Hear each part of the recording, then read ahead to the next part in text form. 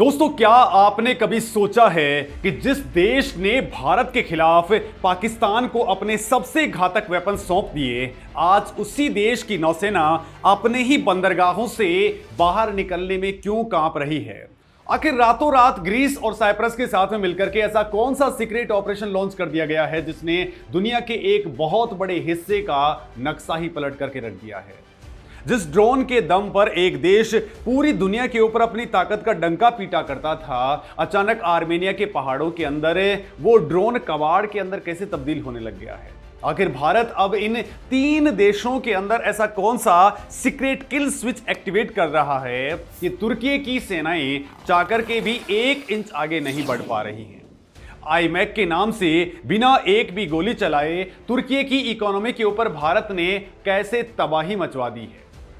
नमस्कार दोस्तों, मेरा नाम है मुकेश और इस वीडियो में हम उस खुफिया खेल को डिकोड करेंगे जो अब तुर्की के चारों ओर खेला जा रहा है। एक ऐसा खेल जिसमें मोहरे कहीं और से चले जा रहे हैं और शह और मात दी जा रही है कहीं और से। ये सिर्फ 2 देशों की कूटनीति नहीं है, ये एक ग्लोबल महाचक्रव्यूह है। हम दोस्तों उस साइलेंट वॉर की बात कर रहे हैं जो भूमध्य सागर से लेकर के काकेशस की पहाड़ियों तक लड़ा जा रहा है। दोस्तों, ये उस आक्रामक और अचूक रणनीति का विश्लेषण है जिसने तुर्की के उस गुरूर को चकनाचूर कर दिया है जो वो पाकिस्तान के साथ मिलकर के पाल रहा था। कहानी की दोस्तों शुरुआत होती है तुर्की के राष्ट्रपति रेसेप तैयब एर्दोगन की नियो ऑटोमन महत्वाकांक्षाओं से। खुद को मुस्लिम जगत का घोषित खलीफा साबित करने की होड़ में एर्दोगन को एक ऐसे देश की तलाश थी जिसके पास में न्यूक्लियर बॉम्ब हो, और वो देश था पाकिस्तान। पिछले कुछ सालों के अंदर तुर्की और पाकिस्तान के बीच में एक ऐसा मिलिट्री नेक्सस तैयार हुआ जिसका सीधा टारगेट भारत था।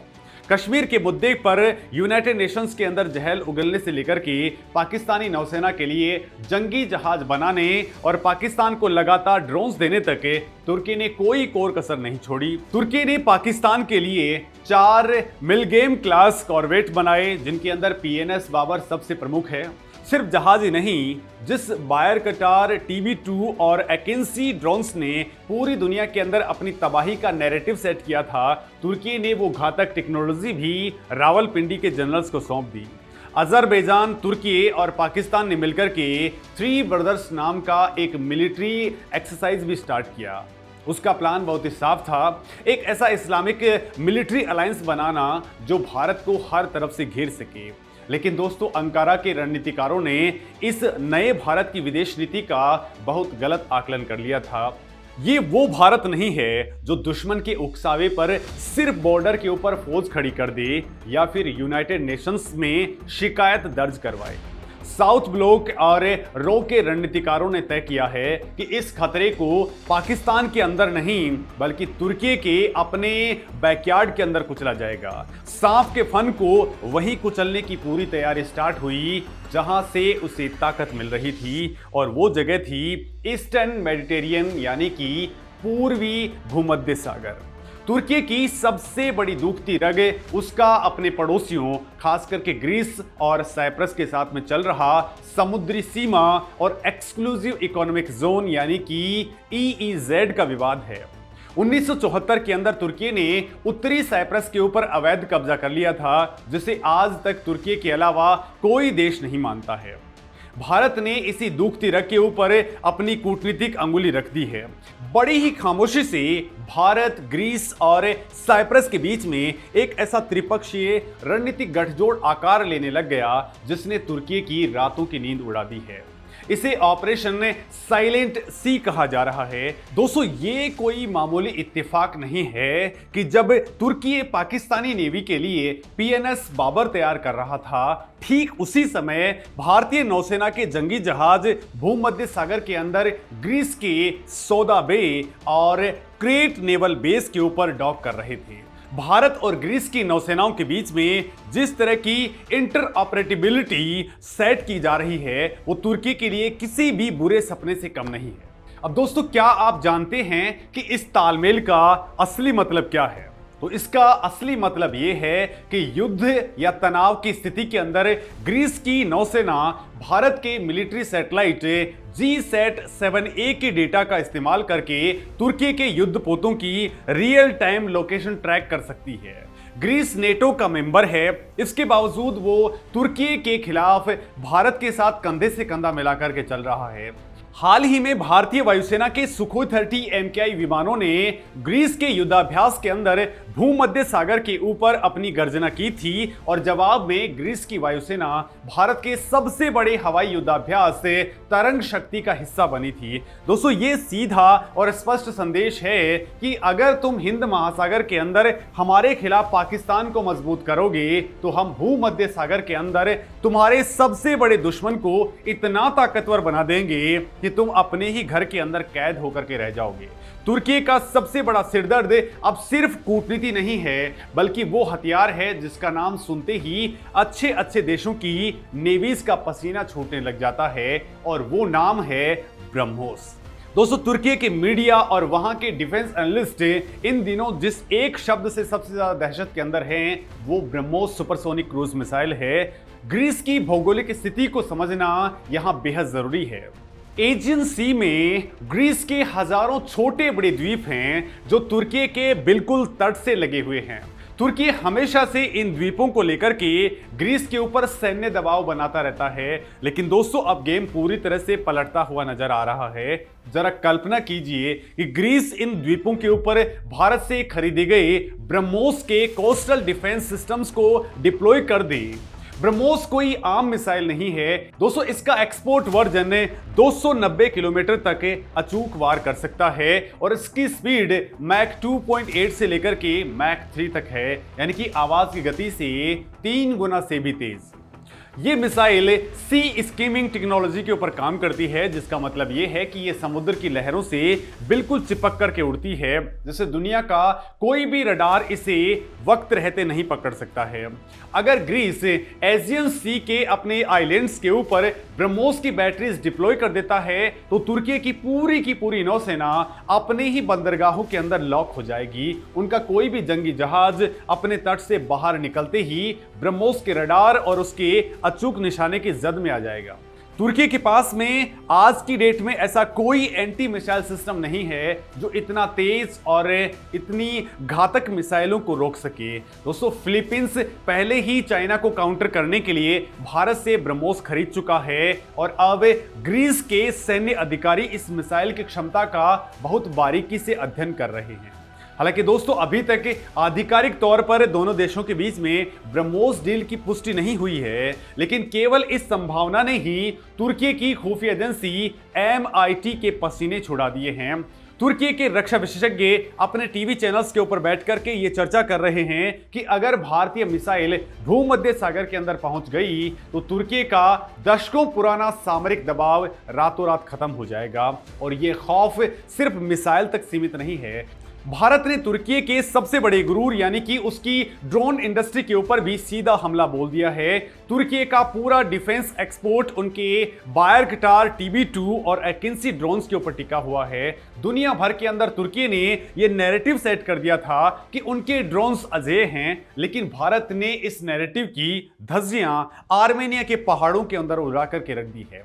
काकेसस क्षेत्र के अंदर मौजूद आर्मेनिया आज तुर्की और उसके छोटे भाई अजरबैजान के लिए एक खुला घाव बन चुका है। दोस्तों, साल 2020 के नागोर्नो काराबाख युद्ध के अंदर अजरबैजान ने तुर्की के ड्रोन्स और पाकिस्तानी आतंकवादियों की मदद से आर्मेनिया को बुरी तरह से हराया था।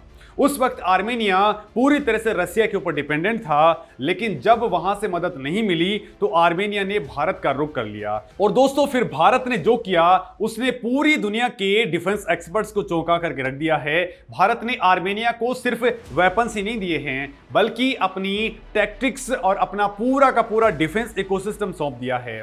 इसे द आर्मेनियन शील्ड कहा जा रहा है। भारत ने आर्मेनिया को एक के बाद एक ऐसे घातक वेपनरी की खेप सौंप दी है जिसने अजरबैजान और तुर्की के हर वार को नाकाम कर दिया है। दोस्तों, इस मामले में अब सबसे पहले बात करते हैं स्वाति वेपन लोकेटिंग रडार की। ये कोई साधारण रडार नहीं है। जब तुर्की समर्थित अजरबैजानी सेना अपनी तोपों से गोले दागती है तो स्वाति रडार उन गोलों को हवा के अंदर ही ट्रैक कर लेता है। ये कुछ ही सेकंड्स के अंदर उस तोप की सटीक लोकेशन निकाल लेता है और तुरंत भारतीय Pinaka multi barrel rocket launcher को कमांड दे देता है। अब दोस्तों, इस पिनाका रॉकेट लॉन्चर का खौफ दुश्मन से पूछ लीजिए। ये सिर्फ 44 सेकंड के अंदर 72 रॉकेट फायर करके दुश्मन के पूरे बेस को शमशान के अंदर बदल सकता है। ये अमेरिकी हिमार्स से भी बहुत ज्यादा घातक है और किफायती भी है। जब तक अजरबैजान की सेना अपनी तोप को वहां से हटाने की कोशिश करती, तब तक तो पिनाका के 72 रॉकेट उस पूरी जगह को राख के अंदर तब्दील कर चुके होते हैं। इसके अलावा भारत ने आर्मेनिया को ATAGS यानी कि advanced towed artillery gun system भी दिया है। 155 mm बाई 52 कैलिबर की ये स्वदेशी तोप दुनिया के अंदर सबसे लंबी दूरी यानी कि 48 किलोमीटर तक बिल्कुल सटीक गोला दागने वाली तोप है। आर्मेनिया ने इसे बड़े पैमाने पर खरीदा है, लेकिन दोस्तों असली खेल तो आसमान के अंदर चल रहा है। तुर्की के TB2 ड्रोन्स को काउंटर करने के लिए भारत ने आर्मेनिया को आकाश सेम यानी कि surface to air missile system दिया है। आकाश मिसाइलें आसमान के अंदर उड़ रहे किसी भी ड्रोन को पलक झपकते ही भस्म कर सकती हैं, लेकिन भारत यही नहीं रुका। तुर्की के ड्रोन्स को कबाड़ में तब्दील करने के लिए भारत ने एक सीक्रेट किल स्विच का इस्तेमाल किया है, जिससे इलेक्ट्रॉनिक वॉरफेयर यानी कि EW सिस्टम कहते हैं। दोस्तों, भारत की जेन टेक्नोलॉजीज ने आर्मेनिया और संभावित रूप से साइप्रस को जो एंटी ड्रोन लेजर शील्ड और EW सिस्टम्स दिए हैं, उन्होंने युद्ध का नियम ही बदल करके रख दिया है। तुर्की के TB2 ड्रोन्स की सबसे बड़ी कमजोरी यह है कि वो धीमी गति से उड़ते हैं और उनका रडार क्रॉस सेक्शन बहुत बड़ा होता है।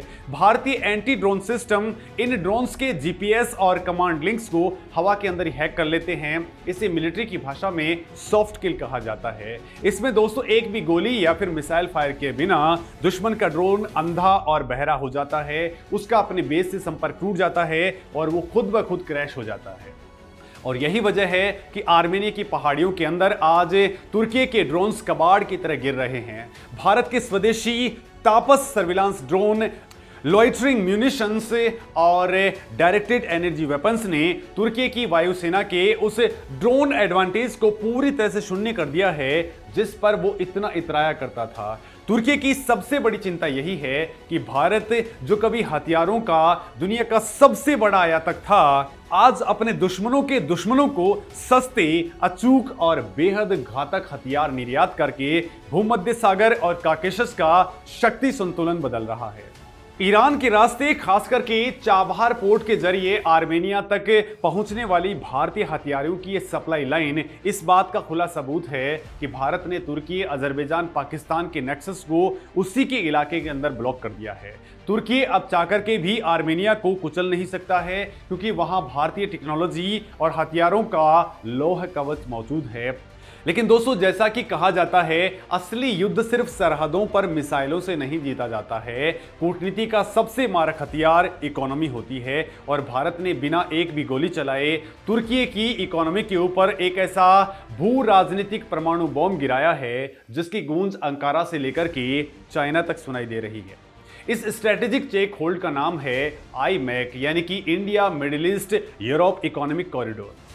तुर्की की इकोनॉमी अभी भयंकर महंगाई यानी कि हाइपर इन्फ्लेशन से गुजर रही है। तुर्की को उम्मीद थी कि वो चाइना के BRI यानी कि बेल्ट एंड रोड इनिशिएटिव का मुख्य हिस्सा बनकर के खूब पैसा कमाएगा और खुद को यूरोप और एशिया के बीच का इकलौता पुल साबित कर देगा। लेकिन भारत ने G20 समिट के अंदर IMEC का ऐलान करके एर्दोगन के सपनों के ऊपर पानी फेर दिया है। ये कॉरिडोर भारत से शुरू होकर के UAE, सऊदी अरेबिया, जॉर्डन और इजराइल होते हुए ग्रीस पहुंचेगा। इस महा प्रोजेक्ट की सबसे खास बात यह है कि इसके अंदर तुर्की का नामो निशान तक नहीं है। दोस्तों, भारत ने रातों रात तुर्की को जियोपॉलिटिकल रूप से अप्रासंगिक यानी कि इररिलेवेंट कर दिया है। आईमेक के ब्लूप्रिंट ने ग्रीस के बंदरगाह को यूरोप का मुख्य हब और प्रवेश द्वार बना दिया है। दोस्तों तुर्की जिसे खुद को यूरोप का चौकीदार कहलवाना पसंद करता था, उसे दुनिया के नक्शे से ही बाईपास कर दिया गया है। जब G20 के अंदर इस कॉरिडोर का ऐलान हुआ था तो तुर्की के राष्ट्रपति एर्दोगन इतने तिलमिला गए थे कि उन्होंने खुलेआम बयान दिया था कि बिना तुर्की के कोई भी कॉरिडोर नहीं बन सकता है। ये बयान दरअसल उनकी हताशा की चीख थी।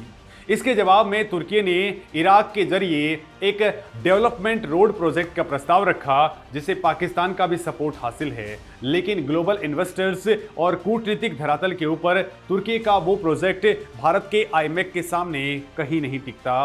भारत ने ग्रीस को यूरोप का गेटवे बना करके तुर्की की इकोनॉमी को पूरी तरह से अलग थलग करने का मास्टर प्लान चल दिया है। दोस्तों ये सब सिर्फ कागजों पर नहीं हो रहा है, पर्दे के पीछे एक बहुत बड़ा खुफिया खेल चल रहा है। भारत की खुफिया एजेंसी रॉ और भारतीय कूटनीतिक मशीनरी तुर्की के भीतर और उसके आसपास के क्षेत्र के अंदर बहुत बारीकी से काम कर रही है।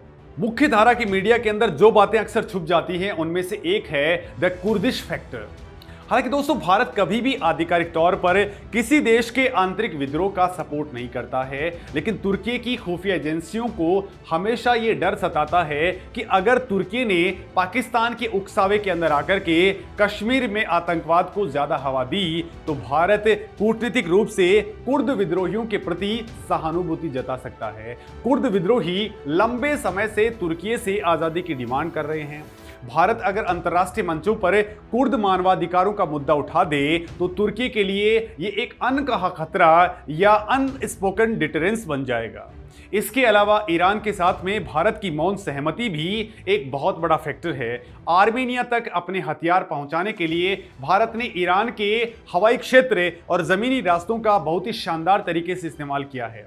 ईरान खुद अजरबैजान और तुर्की के बढ़ते प्रभाव से डरा हुआ है। ऐसे में भारत और ईरान के बीच का ये घोषित रणनीतिक तालमेल तुर्की की विस्तारवादी नीतियों पर सीधा ब्रेक लगाता है। और बात सिर्फ यही खत्म नहीं होती है। इंटेलिजेंस शेयरिंग के मामले में भारत, ग्रीस, इजराइल और साइप्रस के बीच एक ऐसा मजबूत तंत्र विकसित हो चुका है जिसकी भनक तुर्की को लग चुकी है। दोस्तों तुर्की की नौसेना और उसके ड्रोन्स की हर हरकत, हर मूवमेंट की जानकारी अब रियल टाइम के अंदर भारत के पास में होती है। अगर तुर्की कोई भी ऐसा कदम उठाता है जो भारत के हितों के खिलाफ हो तो ये इंटेलिजेंस नेटवर्क तुरंत उसे काउंटर करने के लिए एक्टिवेट हो जाता है। दोस्तों तुर्की के एक्सपर्ट्स का भारतीय ब्रह्मोस और इंडियन अनमैन्ड सिस्टम्स को लेकर के इतना चिंतित होना इस बात का पुख्ता प्रमाण है कि भारत की रणनीति जमीन पर काम कर रही है। चिंता इस बात की नहीं है कि कोई एक मिसाइल या फिर ड्रोन ग्रीस के पास में जा रहा है, बल्कि खौफ इस बात का है कि ग्रीस अपने डिफेंस सप्लायर्स को डाइवर्सिफाई कर रहा है। ग्रीस को अब ऐसे हथियार मिल रहे हैं जो उसकी लंबी दूरी की सर्विलांस और प्रिसीजन स्ट्राइक कैपेबिलिटी को कई गुना बढ़ा रहे हैं, और वो भी एक ऐसे देश से जो खुद एक उभरती हुई ग्लोबल सुपर पावर है। दोस्तों भारत के नजरिए से देखें तो ये स्थिति अवसर और चुनौती दोनों पेश करती है। ग्रीस और साइप्रस के साथ में रक्षा सहयोग बढ़ा करके भारत न सिर्फ यूरोप के अंदर अपना प्रभाव बढ़ा रहा है, बल्कि भारतीय रक्षा कंपनियों के लिए एक बहुत बड़ा एक्सपोर्ट मार्केट भी तैयार कर रहा है। हालांकि नई दिल्ली की पॉलिसी बहुत ही प्रैग्मेटिक है। भारत सीधे तौर पर ग्रीस और तुर्की के दशकों पुराने क्षेत्रीय विवादों के अंदर उलझना नहीं चाहता, लेकिन दोस्तों वो अपने द्विपक्षीय रक्षा सहयोग को उस लेवल पर जरूर ले जा रहा है जहां वो भारतीय रक्षा हितों को सर्वोपरि रख सके। ये ग्रोइंग रिएक्शन इस बात को साबित करता है कि भारत की रक्षा कूटनीति अब इंडो पैसिफिक की सीमाओं को लांघ करके बहुत आगे निकल चुकी है। अगर भारतीय मिसाइलें, भारतीय ड्रोन्स और भारतीय डिफेंस टेक्नोलॉजी इसी तरह यूरोप और भूमध्य सागरीय बाजारों के अंदर एंटर करती है तो नई दिल्ली का ये डिफेंस इंडस्ट्रियल एक्सपेंशन एक बहुत बड़े जियोपॉलिटिकल डायमेंशन को जन्म देगा। दोस्तों आज की डेट में एक और बड़ा मामला आ रहा है, वो ये है कि इस वक्त तुर्की और इजराइल आपस में भिड़ चुके हैं और उनके बीच में इस वक्त जिस लेवल का क्लैश पैदा हो चुका है वो अपने आप में ऐतिहासिक है। और यहाँ भी देखने वाली बात यह है कि भारत सीधे तौर पर इजराइल की मदद ही करने वाला है, और इस बात को लेकर के भी तुर्की के मीडिया आउटलेट्स के अंदर बहुत ज़्यादा चर्चा है। दोस्तों आज भले ही ईस्टर्न मेडिटेरियन के अंदर ब्रह्मोस या फिर भारतीय ड्रोन्स की तैनाती एक पोटेंशियल फ्यूचर डेवलपमेंट लगे, लेकिन सच्चाई ये है कि अंकारा के पावर कॉरिडोर्स के अंदर इसे एक एस्टेब्लिश्ड खतरे के तौर पर देखा जा रहा है। तुर्की ने सोचा था कि वो पाकिस्तान के साथ मिलकर के कश्मीर मुद्दे के ऊपर भारत को अंतरराष्ट्रीय लेवल पर घेर लेगा और अपने ड्रोन्स के जरिए साउथ एशिया में अपना मिलिट्री दबदबा कायम कर लेगा, लेकिन उन्होंने भारत के इस नए चाणक्य काल के आक्रामक कूटनीति को समझने में बहुत बड़ी भूल कर दी थी। दोस्तों भारत ने पाकिस्तान की सीमा पर जाकर के उलझने के बजाय सीधी चोट तुर्की के भौगोलिक और सामरिक अहंकार के ऊपर की है। दोस्तों काकेशस के अंदर आर्मेनिया को एडवांस हथियारों से लैस करके भारत ने तुर्की और अजरबैजान के पैन तुर्किक सपने के बीच एक अभेद्य दीवार खड़ी कर दी है। भूमध्य सागर के अंदर ग्रीस और साइप्रस के साथ में नौसैनिक और मिसाइल सहयोग बढ़ाकर के भारत ने तुर्की की नेवी को उसी के समंदर के अंदर बैकफुट पर धकेल दिया है और आईमैक कॉरिडोर के जरिए तुर्की को ग्लोबल ट्रेड रूट से बाहर फेंक करके उसकी इकोनॉमी की कमर तोड़ दी है। भारत ने बिना किसी सीधे युद्ध की घोषणा किए तुर्की को रणनीतिक रूप से एक ऐसी जगह पर चेकमेट दिया है जहां से उसके लिए पाकिस्तान की मदद करना तो दूर, अपने खुद के बैकयार्ड को सुरक्षित रखना भी मुश्किल हो रहा है। अब दोस्तों इस पूरे मामले पर आपका क्या कुछ कहना है, कमेंट में आप अपनी बात जरूर रखें। और अभी जो इजराइल और तुर्की के बीच में विवाद चल रहा है उसको लेकर के भी आप क्या कुछ सोचते हैं, कमेंट में अपनी बात जरूर कहें। नमस्कार।